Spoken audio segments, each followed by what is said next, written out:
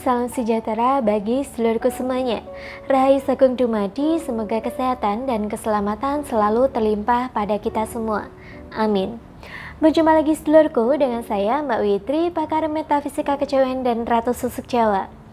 Sedulurku semuanya, berbicara tentang santet, kalian tahu santet itu bukan langsung si dukun ilmu hitam bekerja, kemudian si target langsung kena santet sakit, susah jodoh, bahkan meninggal.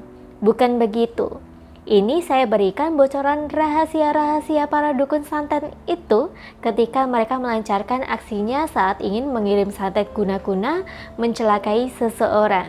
Jadi, ada 4 tahapan waktu di mana santet itu bekerja.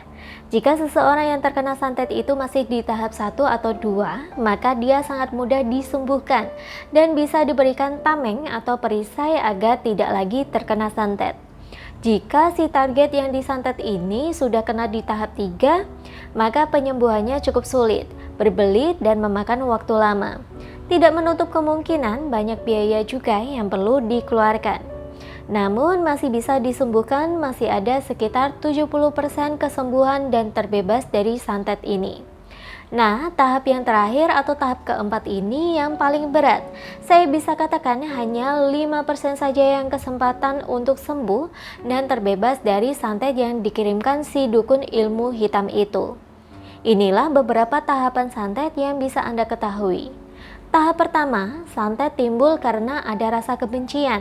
Mungkin ada orang yang benci dan merasa tersaingi pada Anda, kemudian mengucapkan sumpah serapah, baik yang Anda dengar atau tidak.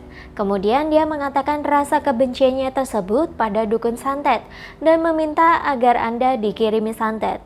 Jika sudah begini, si dukun santet mulai melancarkan aksinya.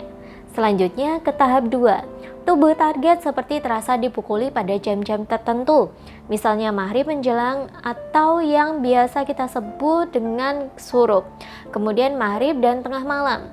Jika sudah merasakan itu, maka bisa saja santet tersebut masuk ke tahap selanjutnya, yaitu tahap ketiga. Seseorang yang terkena santet, tubuhnya akan terasa seperti ditusuk-tusuk dengan benda lancip.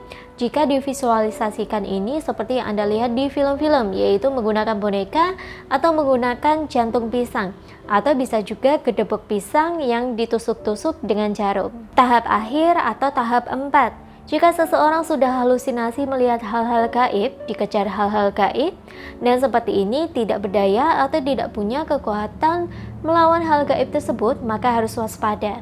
Ini sudah sampai di tahap keempat. Mungkin satu sarana penyembuhan santet saja tidak akan cukup digunakan oleh seseorang yang sudah disantet pada tahap keempat ini. Lalu bagaimana seharusnya? Alangkah lebih baik sedia payung sebelum hujan. Jadi lebih baik mencegah daripada mengobati, bukan? Nah, daripada Anda kesulitan mengobati santet, alangkah lebih baik Anda mencegah dengan menggunakan jimat keselamatan pagar gaib dari saya yang bisa Anda pesan di www.mbakwitri.com. Sekian dari saya Mbak Witri, pakar metafisika kejawen dan Ratu Susuk Jawa, pamit undur diri. Salam Rahayu.